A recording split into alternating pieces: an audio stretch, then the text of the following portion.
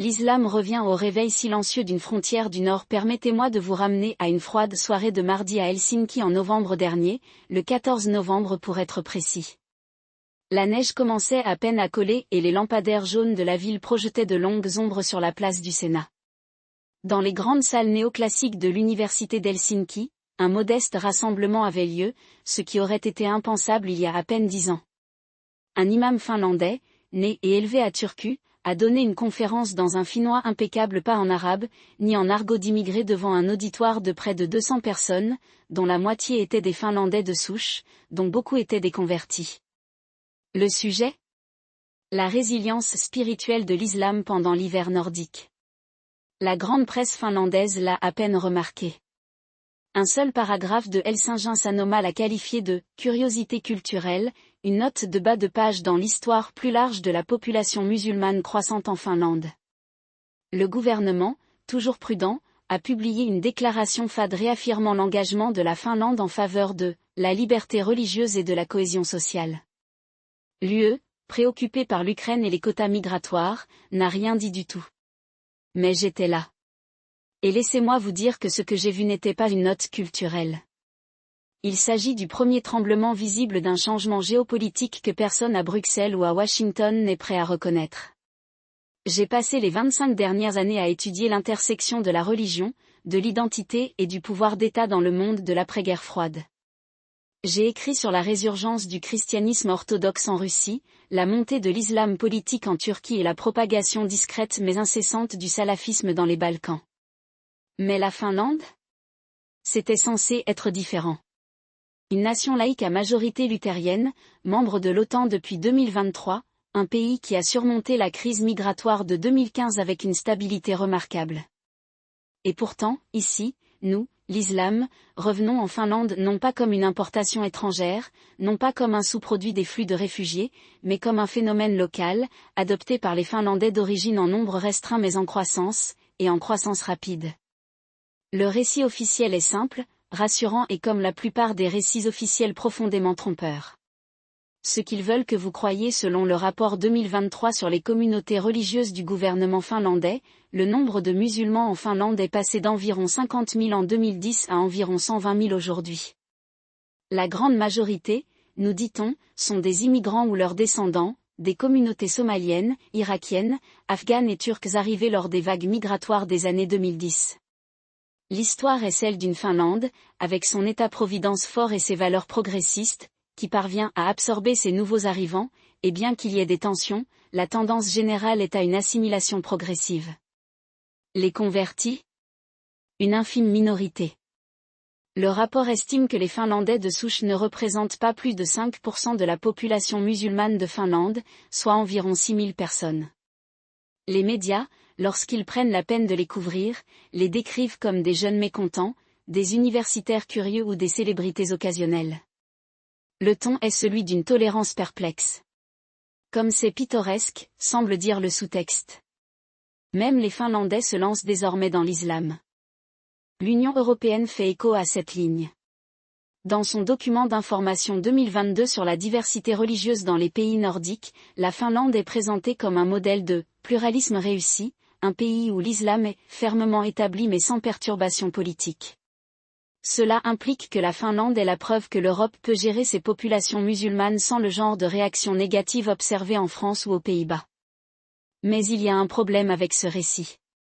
Ce n'est pas seulement incomplet, c'est faux. Les données ne soutiennent pas l'histoire, commençons par les chiffres. L'estimation du gouvernement finlandais de 6 000 musulmans de souche finlandaise est basée sur les déclarations des mosquées et des associations islamiques. Mais voilà, en Finlande, comme dans une grande partie de l'Europe, l'appartenance religieuse n'est pas surveillée par l'État. Il n'existe pas de registre officiel des convertis. Le chiffre de 6 000 n'est, au mieux, qu'une estimation et prudente en plus. J'ai parlé à des imams à Helsinki, Turku et Oulu qui racontent une histoire différente. Un imam de la capitale, qui a demandé à rester anonyme, estime que sa mosquée à elle seule a vu plus de 300 convertis finlandais au cours des 5 dernières années, pour la plupart âgés de moins de 35 ans. Un autre, à Tampere, affirme que sa congrégation est désormais composée à 40% de Finlandais, contre seulement 10% en 2018. Ce ne sont pas des cas isolés. Une étude réalisée en 2023 par le Centre de recherche sur les relations ethniques et le nationalisme de l'Université d'Helsinki a révélé que si la population musulmane globale en Finlande augmente à un rythme d'environ 5% par an, le nombre de convertis finlandais augmente 3 fois plus vite, soit 15% par an. Aujourd'hui, une croissance de 15% sur une base restreinte signifie que les chiffres absolus restent modestes. Mais voilà où cela mène, les convertis ne se contentent pas de rejoindre l'islam, ils le changent. L'islam finlandais n'est pas la même chose que l'islam de la diaspora somalienne ou irakienne. C'est plus intellectuel, plus syncrétique, plus nordique. Les convertis finlandais traduisent le Coran en finnois, débattent de la théologie islamique dans le contexte de l'histoire luthérienne et plaident même de manière controversée en faveur d'un « fiqh finlandais », une jurisprudence adaptée aux réalités de la vie dans une société laïque et post-chrétienne. Ce n'est pas une assimilation. C'est l'indigénisation. Et cela se produit plus rapidement que quiconque au pouvoir ne veut l'admettre. Mais pourquoi? Pourquoi les Finlandais, parmi tous les autres peuples, se tournent-ils vers l'islam dans les années 2020? L'explication officielle est la curiosité culturelle, la recherche spirituelle ou l'influence des médias sociaux. Et oui, ces facteurs jouent un rôle. Mais ils n'expliquent pas le timing. Ils n'expliquent pas pourquoi cela se produit aujourd'hui, dans un pays laïque depuis des décennies, dans une région où l'islam n'a aucune racine historique. Pour comprendre cela, nous devons examiner 3 éléments géopolitiques, l'identité et le pouvoir. Le tremblement de terre géopolitique sous la neige et la conversion de la Finlande à l'islam, oui, j'utilise ce mot délibérément, ne se produit pas en vase clos. C'est le symptôme d'un changement beaucoup plus vaste, qui remodèle l'ensemble de la région balte nordique. Et au cœur de ce changement se trouve le retour de la concurrence entre grandes puissances. Revenons en arrière jusqu'en 2022. La Russie envahit l'Ukraine. La Finlande, après des décennies de neutralité, demande à devenir membre de l'OTAN. La Suède suit. Les pays nordiques, longtemps restés en retrait de la sécurité européenne, se retrouvent soudain en première ligne d'une nouvelle guerre froide. L'OTAN s'étend à 32 membres. Les États-Unis déploient des troupes en Finlande pour la première fois de l'histoire. La Russie, humiliée et isolée, entame une campagne de guerre hybride, cyberattaques, désinformation, ce qui est le plus inquiétant, manipulation religieuse. Maintenant, c'est ici que cela devient sensible. Le Kremlin utilise depuis longtemps le christianisme orthodoxe comme outil de soft power. En Ukraine, en Moldavie et dans les Balkans, l'Église orthodoxe russe a agi comme un bras de l'État, promouvant le récit de la « Russie sainte » contre l'Occident décadent. Mais en Finlande? L'orthodoxie est une religion minoritaire et l'Église luthérienne, bien que toujours culturellement dominante, est en fort déclin. Alors que fait la Russie? Cela se tourne vers l'islam. Ce n'est pas de la spéculation. En 2021, des documents divulgués par le ministère russe des Affaires étrangères ont révélé une stratégie visant à soutenir les communautés islamiques dans les pays nordiques comme contrepoids au libéralisme occidental. Le plan consistait premièrement à renforcer les liens avec les diasporas musulmanes existantes et, deuxièmement, à former de nouvelles communautés musulmanes y compris des convertis qui pourraient sympathiser avec la vision du monde de Moscou. Comment? Grâce au financement, bien sûr. Depuis des années, des ONG liées à la Russie injectent de l'argent dans des organisations islamiques finlandaises. L'Association islamique finlandaise, le plus grand groupe de coordination des musulmans du pays, a reçu une subvention de 200 000 € en 2020 de la Russian World Foundation, une organisation soutenue par le Kremlin. L'argent était apparemment destiné à des « échanges culturels », mais des sources au sein de l'association m'ont dit qu'il était utilisé pour financer des programmes de conversion. Ensuite, il y a l'aspect médiatique. Les médias russes soutenus par l'État, comme RT et Sputnik, publient depuis des années des articles sur le « vide spirituel » de l'Occident et la « clarté morale » de l'islam.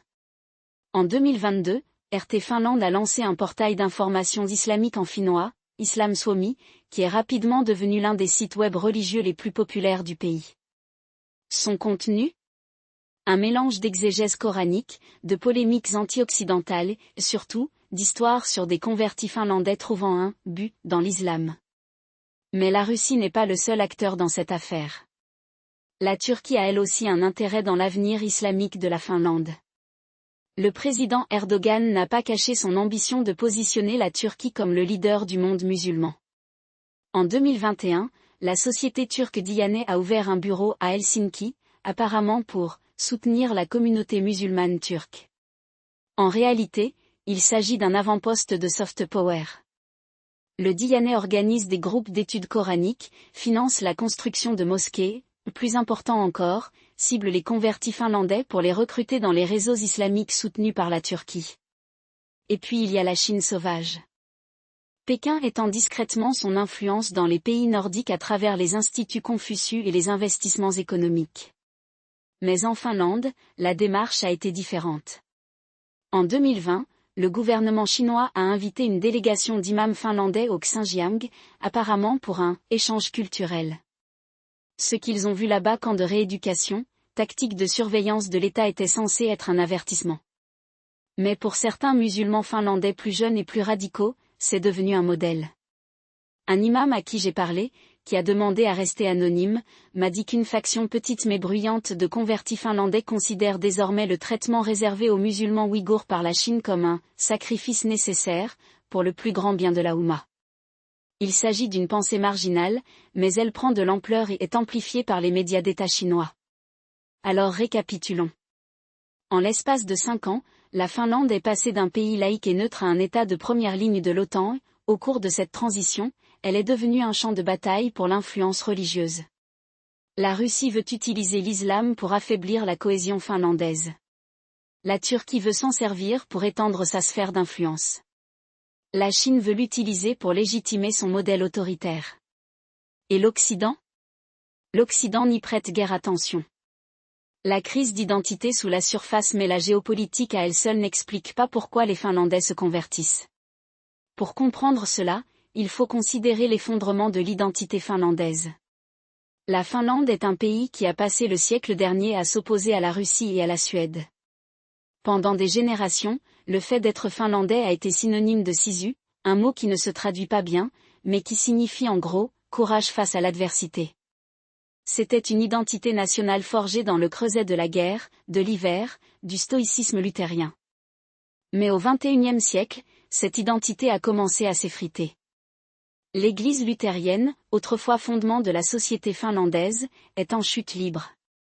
En 1990, 85% des Finlandais en étaient membres.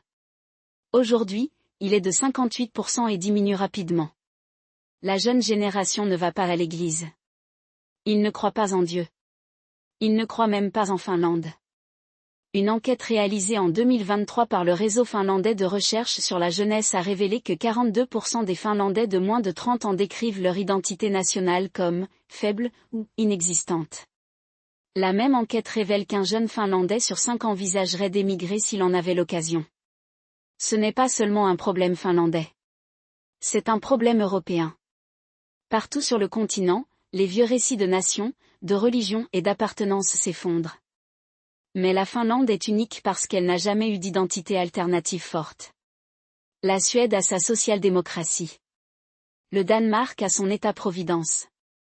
La Norvège a ses richesses pétrolières. Finlande ? La Finlande a le sisu et le sisu ne comble pas le vide lorsque Dieu est mort. Entrer dans l'islam. Pour un nombre croissant de Finlandais, l'islam offre quelque chose que leur propre culture n'a plus de sens. Il ne s'agit pas seulement de religion. C'est une question de structure. Les 5 prières quotidiennes. Le jeûne du Ramadan. Le code moral clair. Dans un monde de relativisme et d'incertitude, l'islam apporte des réponses. Et voilà, pour de nombreux convertis finlandais, l'islam n'est pas seulement une foi personnelle, c'est une déclaration politique. C'est un rejet de l'individualisme libéral de l'Occident.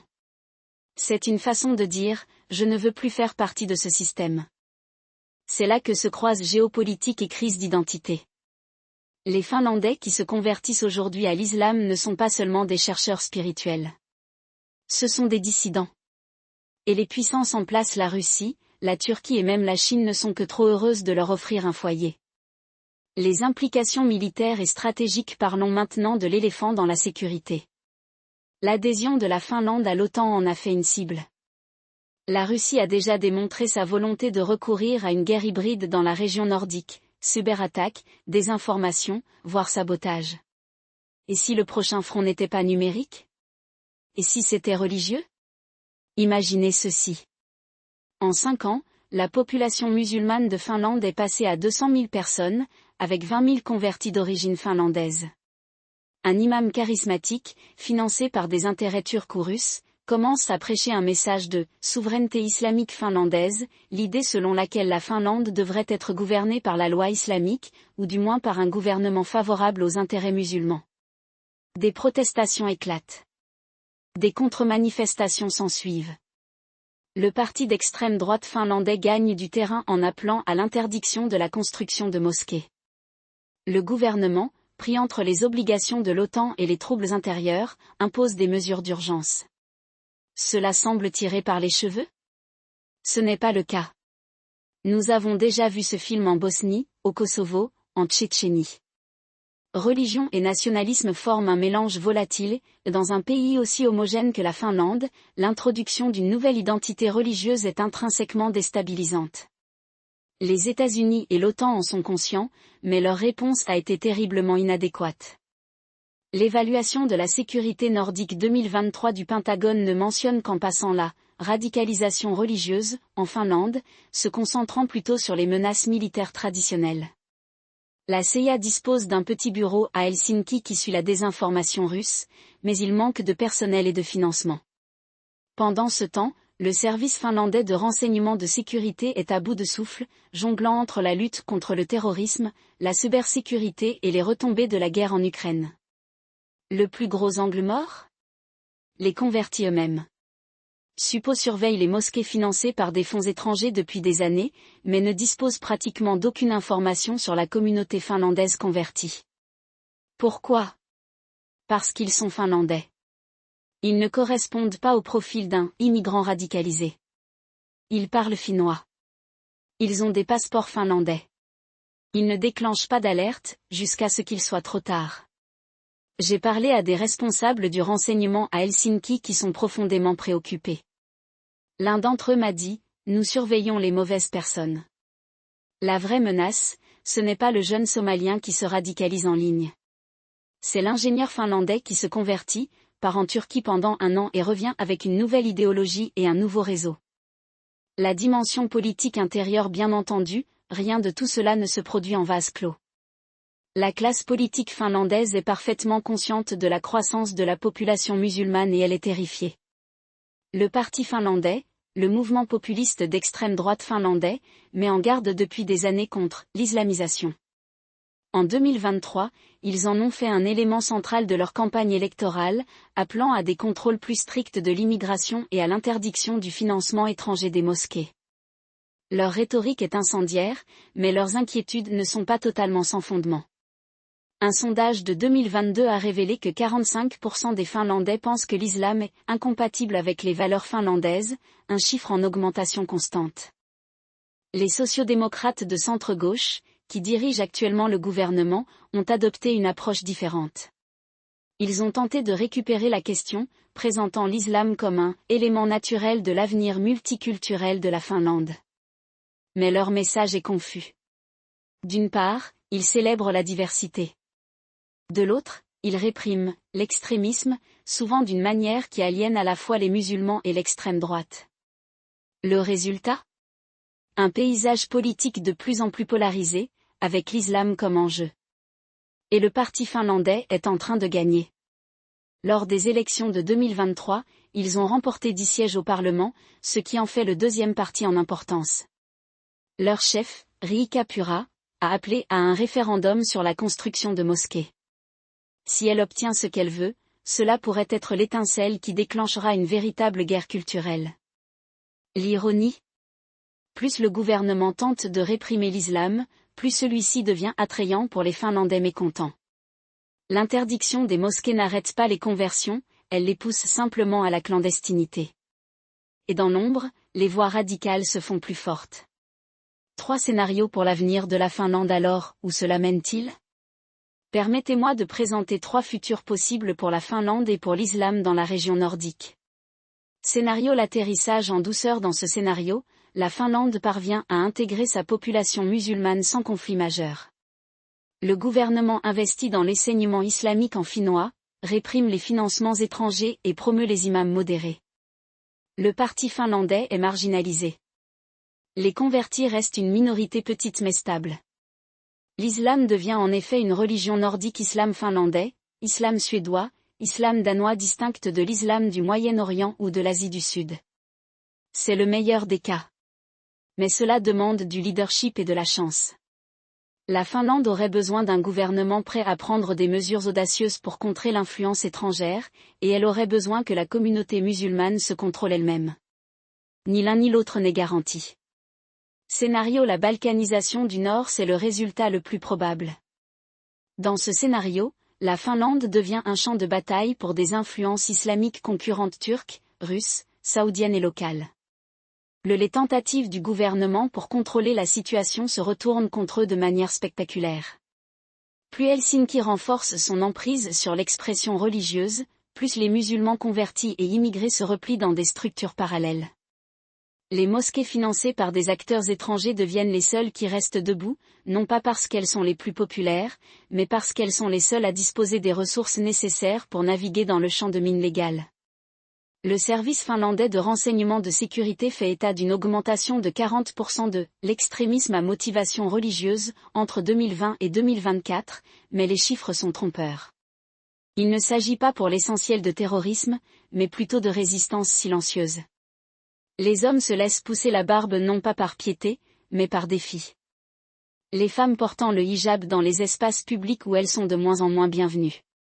Les convertis forment des cercles d'études soudés dans des maisons privées, à l'abri des regards indiscrets de l'État.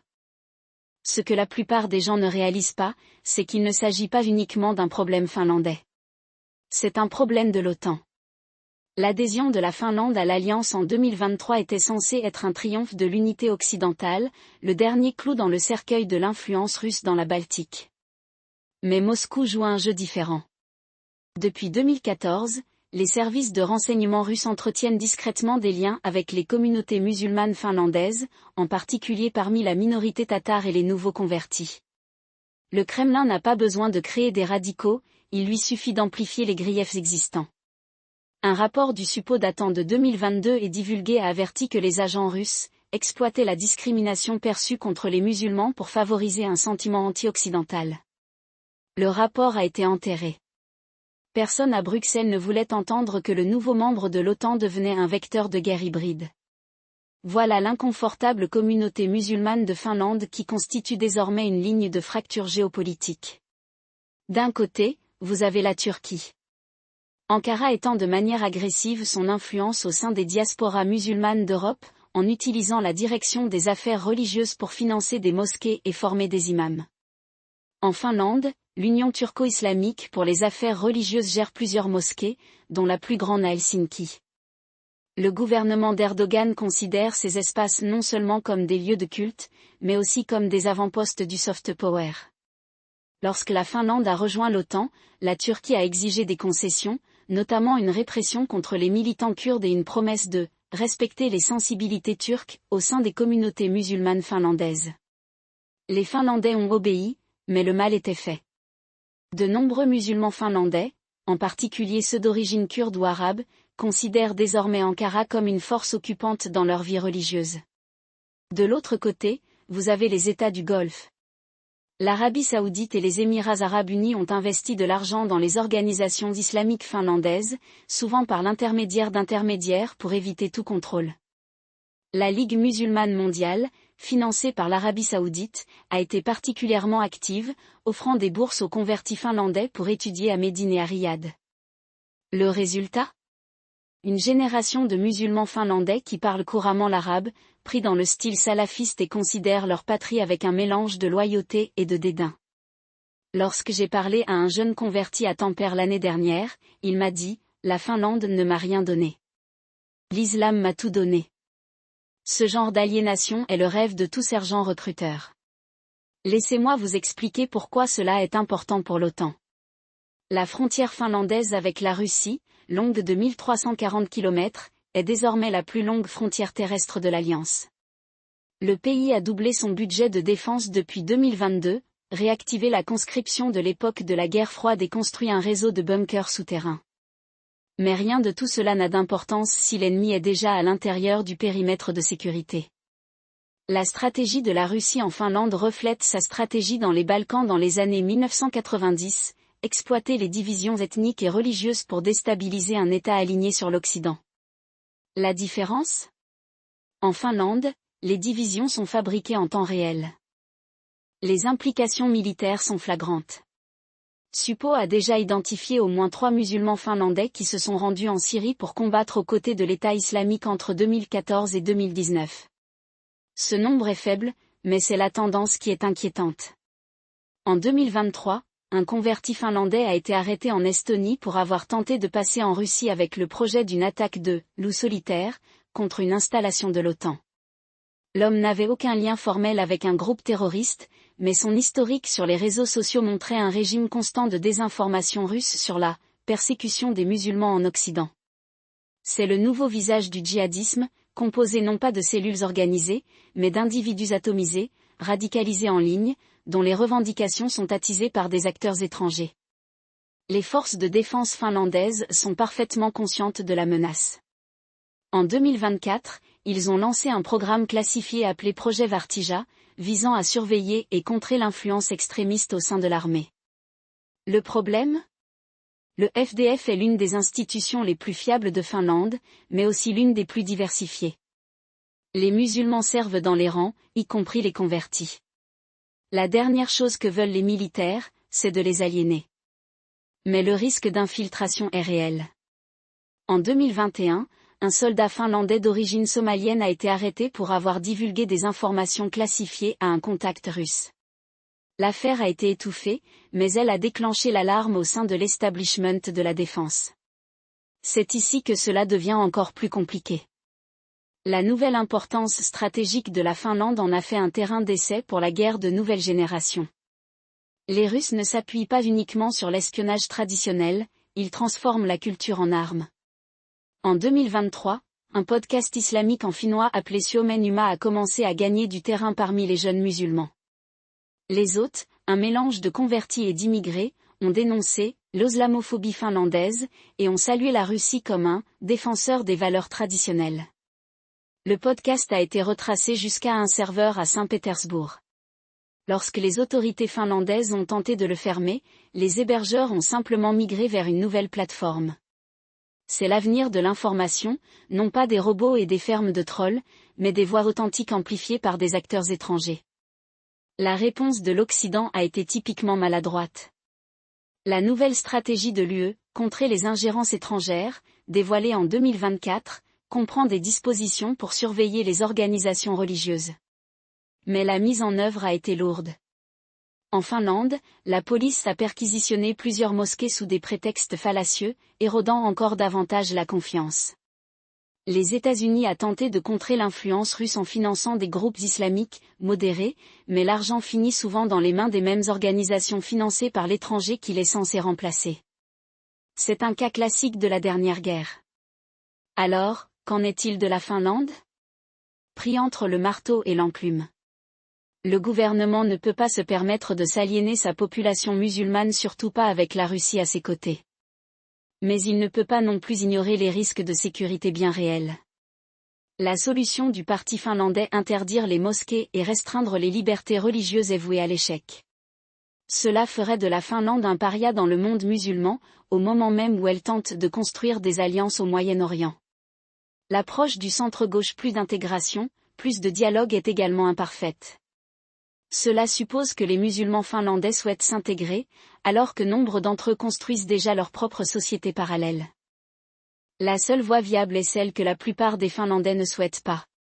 La Finlande doit développer sa propre forme d'islam autochtone. Non pas le salafisme importé du Golfe, ni l'islam politique de Turquie, ni la religion contrôlée par l'État de Russie, mais un islam finlandais, enraciné dans l'histoire et les valeurs du pays. La communauté tatare, qui pratique l'islam en Finlande depuis plus d'un siècle sans provoquer le moindre incident de sécurité, est le modèle évident. Mais les Tatars constituent une infime minorité et leur islam est considéré comme trop finlandais, par de nombreux convertis et immigrants. La vérité inconfortable est que la communauté musulmane de Finlande n'est plus un problème national. C'est une priorité de sécurité nationale. Et si l'Occident ne prend pas vite conscience de cette réalité, la prochaine crise ne se situera pas à la frontière avec la Russie, mais au cœur d'Helsinki. Ce que la plupart des gens ne réalisent pas, c'est que l'establishment politique finlandais continue de croire qu'il s'agit d'un problème temporaire, quelque chose qui peut être résolu avec quelques ajustements politiques et quelques initiatives multiculturelles bien intentionnées. La réalité est bien plus troublante. La vague de conversion n'est pas seulement une curiosité culturelle, il s'agit d'un changement structurel, qui remodèle déjà le paysage politique du pays d'une manière que personne à Helsinki ne semble vouloir admettre. Prenons par exemple les élections législatives de 2025.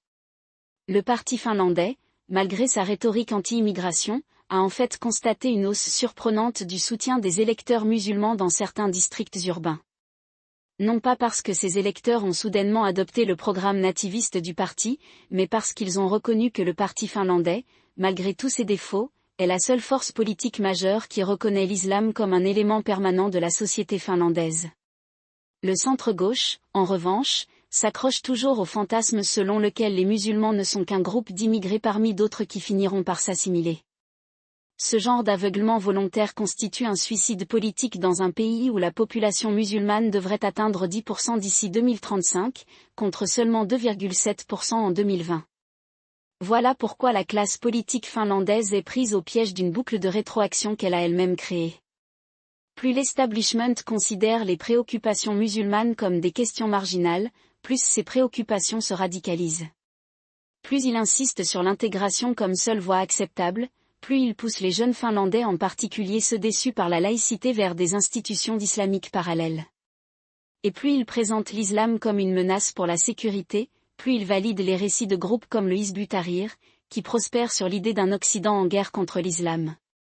Laissez-moi vous expliquer pourquoi c'est important. En 2023, les services finlandais de renseignement de sécurité ont discrètement revu à la baisse leur évaluation de la menace terroriste émanant des groupes islamistes nationaux. La raison ? Une forte baisse du recrutement de combattants étrangers. Mais ce n'est pas parce que la radicalisation a cessé, c'est parce que la nature de la radicalisation a changé. La nouvelle génération de musulmans finlandais ne rejoint pas l'EI, ils construisent leur propre réseau, des réseaux bien plus difficiles à pénétrer pour les agences de renseignement car ils ne dépendent pas de financements étrangers ni d'appels explicites à la violence. Au lieu de cela, ils opèrent à travers des cercles d'études informels, des applications de messagerie cryptées et des systèmes financiers communautaires qui contournent les banques traditionnelles. Le raid de 2024 contre le centre islamique d'Helsinki apparemment pour « irrégularité financière » en était un parfait exemple. La police n'a rien trouvé d'illégal, mais elle a confirmé ce que Supo avait murmuré, car ces groupes sont désormais autonomes. Ils n'ont pas besoin de l'argent saoudien ou des imams turcs pour fonctionner. Ils sont finlandais. C'est là que les dimensions politiques intérieures deviennent vraiment compliquées. La réponse du gouvernement a été de redoubler d'efforts en matière de surveillance, mais cela revient à essayer d'éteindre un incendie de forêt avec un pistolet à eau. En 2025, le ministère de l'Intérieur a proposé une nouvelle loi sur la transparence religieuse, qui obligerait toutes les mosquées à divulguer leurs sources de financement et à soumettre leurs sermons pour examen. Le problème ? Le projet de loi a été rédigé sans consulter une seule organisation musulmane. Sans surprise, il était mort à son arrivée. Le Conseil musulman de Finlande, qui représente le plus grand groupe islamique du pays, l'a qualifié de « déclaration de guerre à notre communauté ». Même les organisations tatares les plus modérées, qui ont historiquement coopéré avec l'État, ont condamné la proposition comme « une trahison des valeurs laïques de la Finlande ». Maintenant, tout va peut-être bien, mais le parti finlandais a sûrement un pouvoir. Si ces groupes opèrent en dehors de la loi, le gouvernement ne devrait-il pas sévir ? Le problème est que la solution du parti finlandais est non seulement irréalisable, mais contre-productive. Interdire les mosquées ou restreindre les libertés religieuses ferait le jeu même des groupes que le gouvernement tente de réprimer. Cela créerait des martyrs, alimenterait les griefs et pousserait davantage de musulmans dans les bras des réseaux clandestins. Pire encore, cela aliénerait les alliés dont la Finlande a besoin dans le monde musulman. Les efforts récents du pays pour renforcer ses liens avec l'Arabie Saoudite et les Émirats Arabes Unis dans le cadre de sa stratégie plus large visant à se diversifier en s'éloignant de l'énergie russe s'effondreraient du jour au lendemain si Riyad ou Abu Dhabi percevaient la Finlande comme hostile à l'islam. Alors, où cela nous mène-t-il ? La seule voie réaliste à suivre est celle selon laquelle aucun homme politique finlandais ne souhaite s'engager aux conditions musulmanes, pas celles de l'État. Cela signifie reconnaître que l'islam en Finlande n'est plus une importation étrangère mais une réalité nationale. Cela signifie accepter que certains musulmans ne s'intégreront jamais comme le gouvernement l'espère et ce n'est pas grave, tant qu'ils n'enfreignent pas la loi. Cela signifie travailler avec, et non contre, le Conseil musulman pour développer un cadre d'autorégulation, qui permette à la communauté de contrôler ses propres extrémistes sans ingérence de l'État. Mais rien de tout cela n'arrivera tant que la classe politique finlandaise restera dans le déni. Les élections de 2026 pourraient marquer un tournant décisif. Si le centre-gauche continue de traiter les électeurs musulmans comme un problème à gérer plutôt que comme une circonscription à courtiser, il les perdra pour de bon.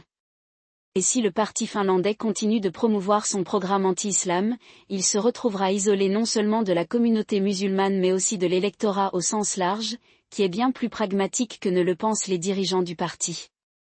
Le scénario le plus probable ? Un gouvernement de coalition qui tente de réduire les différences, plus de surveillance, plus de dialogue, plus de gestes vides de sens. Cela ne fonctionnera pas, mais cela fera gagner du temps. Et pendant ce temps, la communauté musulmane de Finlande continuera de croître, de s'organiser et de remodeler le pays d'une manière à laquelle personne à Helsinki n'est préparé. La question n'est pas de savoir si la Finlande devra s'adapter à l'islam. La question est de savoir si elle le fera selon ses propres conditions ou si elle y sera contrainte lors de la prochaine crise. Aujourd'hui, ce que la plupart des gens ne réalisent pas, c'est que la classe politique finlandaise est déjà en train de jouer un jeu de rattrapage perdu, et ils ne le savent même pas. Les données du recensement de 2023 ont montré que les musulmans représentent désormais près de 3% de la population, un nombre qui augmente plus rapidement que tout autre groupe religieux, grâce à la foi à l'immigration, bien sûr, à la conversion. Mais ce qui est inconfortable, c'est que l'État finlandais continue de traiter l'islam comme un phénomène temporaire, un invité qui pourrait un jour partir si la porte reste ouverte.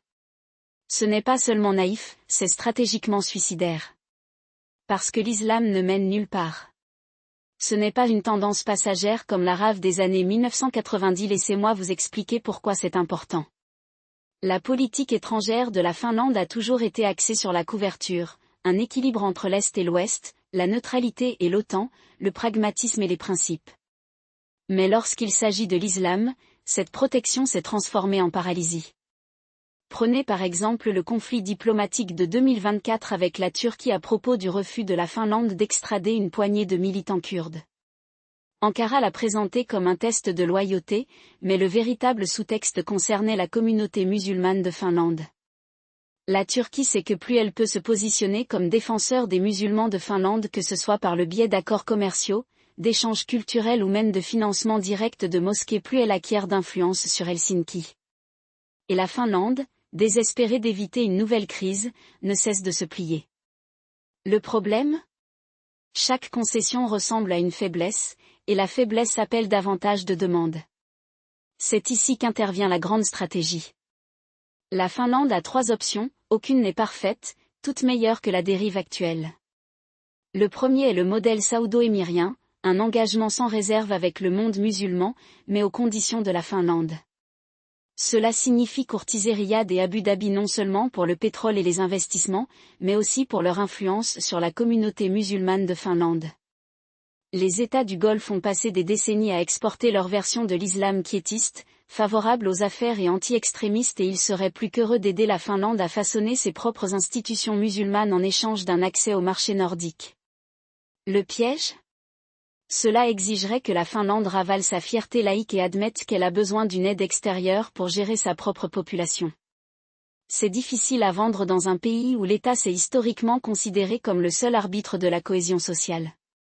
Mais c'est mieux que l'alternative, qui consiste à voir les musulmans finlandais se tourner par défaut vers la Turquie ou le Qatar pour obtenir des conseils. La deuxième option est le modèle français, une laïcité agressive, mais avec un twist. L'approche de la France: interdire le hijab dans les écoles, réprimer le séparatisme et traiter l'islam comme une menace pour la sécurité a été un désastre. Mais la Finlande n'est pas la France. Il n'a pas le même bagage colonial, la même histoire de décolonisation violente, ni la même peur profonde de l'islam. Ce qu'il possède, c'est une forte tradition de gouvernance locale et une culture du consensus. Ainsi, au lieu de copier la répression imposée d'en haut en France, la Finlande pourrait tenter une politique religieuse plus douce et décentralisée vers le niveau municipal, en laissant des villes comme Helsinki et Tampere expérimenter différentes approches et en utilisant l'État-providence comme une carotte plutôt que comme un bâton. L'idée ? Si les musulmans ont le sentiment d'avoir un intérêt dans le système, ils sont moins susceptibles de se radicaliser. Le risque ? Cela pourrait créer une mosaïque de politique, certaines villes devenant de facto des enclaves islamiques tandis que d'autres resteraient hostiles. Mais au moins ce serait une solution finlandaise et non française. La troisième option est le modèle britannique, se débrouiller. Le Royaume-Uni a passé des décennies à prétendre pouvoir gérer l'islam grâce à un mélange de surveillance, de multiculturalisme et de mesures répressives occasionnelles. Le résultat ? Une communauté musulmane à la fois hyper intégrée et hyper aliénée, avec des taux de radicalisation parmi les plus élevés d'Europe. La Finlande pourrait facilement suivre le même chemin, davantage de programmes de type Prévent, davantage d'initiatives, d'engagement communautaire, qui ne mènent nulle part, davantage de discours vides de sens sur les valeurs partagées. C'est la voie de moindre résistance, c'est pourquoi elle est la plus probable.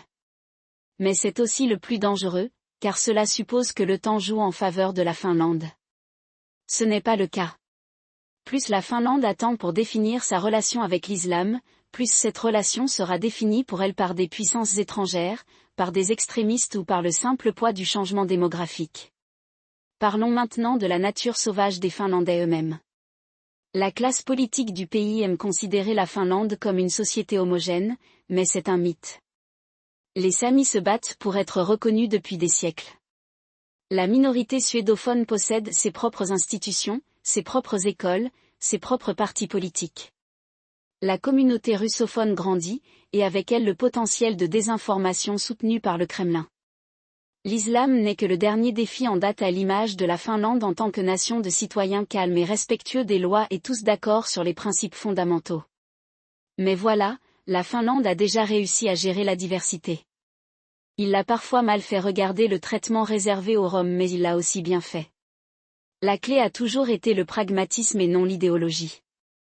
Alors, quelle est la fin du jeu ? Si la Finlande joue bien ses cartes, elle pourrait devenir un modèle quant à la manière dont un petit pays nordique laïque intègre l'islam sans perdre son identité. Cela nécessiterait d'abord 3 choses, accepter que l'islam est là pour rester, deuxièmement, travailler avec la communauté musulmane pour marginaliser les extrémistes, et troisièmement, utiliser la position unique de la Finlande dans le monde entre l'Est et l'Ouest, entre l'OTAN et la Russie pour faire de sa population musulmane un atout et non un handicap. Imaginez une Finlande où ces musulmans ne sont pas seulement tolérés mais considérés comme un pont vers le monde islamique, où les pays finlandais utilisent leurs relations dans le Golfe pour exporter leurs échanges commerciaux, où les diplomates finlandais tirent parti de leurs relations avec les pays à majorité musulmane pour dépasser leur poids. Ce n'est pas un fantasme. C'est ce qui arrive lorsqu'un pays cesse de considérer sa propre population comme un problème et commence à la considérer comme une ressource. Mais si la Finlande continue de somnambuler, si elle continue de traiter l'islam comme un inconvénient temporaire plutôt que comme une réalité permanente, alors l'avenir s'annonce très différent. Les années 2030 pourraient voir une Finlande où le vote musulman fait roi à chaque élection, où les États du Golfe ont plus d'influence sur la politique finlandaise que Bruxelles, où l'extrême droite et les djihadistes se nourrissent mutuellement dans un cycle de radicalisation mutuelle. Ce n'est pas une dystopie. C'est ce qui arrive lorsqu'un pays refuse de s'adapter jusqu'à ce qu'il soit trop tard. J'ai passé des années à étudier comment les empires naissent et s'effondrent, comment les nations gèrent le changement, comment les identités changent sous la pression. Et je vais vous dire que la Finlande est à la croisée des chemins. Les choix qu'il fera au cours de la prochaine décennie détermineront s'il restera une société stable, prospère et cohésive ou s'il ne s'agira que d'un simple avertissement de plus sur ce qui se produit lorsqu'un pays refuse de voir l'avenir venir. La bonne nouvelle ? La Finlande a encore le temps. La mauvaise nouvelle ? L'horloge tourne.